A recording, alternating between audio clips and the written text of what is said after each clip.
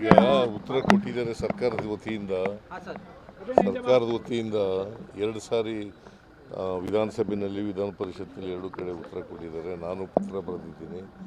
ಈ ಅಭಾವ ಇದೆಯಲ್ಲ ಯಾವ್ಯಾವ ತಪ್ಪಿಸ್ಲಿಕ್ಕೆ ಬೇರೆ ದೇಶಗಳಿಂದ ತರಿಸ್ತಕ್ಕಂಥ ಪ್ರಯತ್ನವನ್ನು ಮಾಡಬೇಕು ಅಂತಕ್ಕಂಥ ಮಾತುಗಳನ್ನು ಹೇಳಿದ್ದೀನಿ.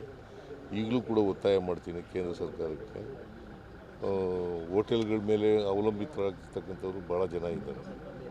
ಹೋಟೆಲ್ಗಳಲ್ಲಿ ನಿಲ್ಲಿಸ್ಬಿಟ್ರೆ ಭಾಳ ಕಷ್ಟ ಆಗ್ತದೆ, ಇಡೀ ಜನಜೀವನ ಅಸ್ತವ್ಯಸ್ತ ಆಗ್ತದೆ ಅಂತಕ್ಕಂಥ ಮಾತುಗಳನ್ನು ಸಂದರ್ಭದಲ್ಲಿ ಹೇಳಿ ಕೇಂದ್ರ ಸರ್ಕಾರ,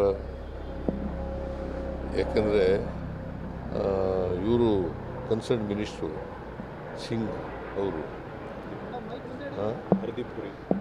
ಪೂರಿ ಅವರು ತೊಂದರೆ ಆಗದಿದೆ ನೋಡ್ಕೋತೀವಿ ಅಂತ ಹೇಳಿದ್ದಾರೆ.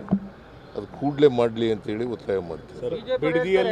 ರಾಜ್ಯದಲ್ಲೆಲ್ಲ ಸಮಸ್ಯೆ ಇಲ್ಲ, ಕರ್ನಾಟಕದಲ್ಲಿ ಯಾಕೆ ಸಮಸ್ಯೆ ಅಂತ ರಾಜ್ಯ ಬಿಜೆಪಿ ನಾಯಕರು ಹೇಳ್ತಾರೆ. ಯಾರು? ವಿಜಯೇಂದ್ರ ಅಶೋಕ್ ಇವರೆಲ್ಲ. ಅವರು ಸಪ್ಲೈ ಮಾಡಲಿ, ಕರ್ನಾಟಕಕ್ಕೆ ಅವರು ಮಲ್ತಾಯಿ ಧೋರಣೆ ತೋರಿಸ್ತಾ ಇರ್ಬೋದಲ್ಲ. ಹಾಗಾದರೆ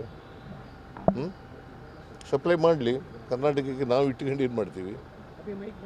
ಒರಿಸ್ಸಾದ ಶಾಸಕರು ಬಿಡದಿಗೆ ಏನು ಬಂದಿದ್ದಾರೆ, ಅವ್ರಿಗೆ ಖಾಲಿ ಚೆಕ್ ಕೊಡೋದಕ್ಕೆ 4 ಜನ ಬಂದಿದ್ದಾರೆ ಒರಿಸ್ಸಾದ ಶಾಸಕರಿಗೆ.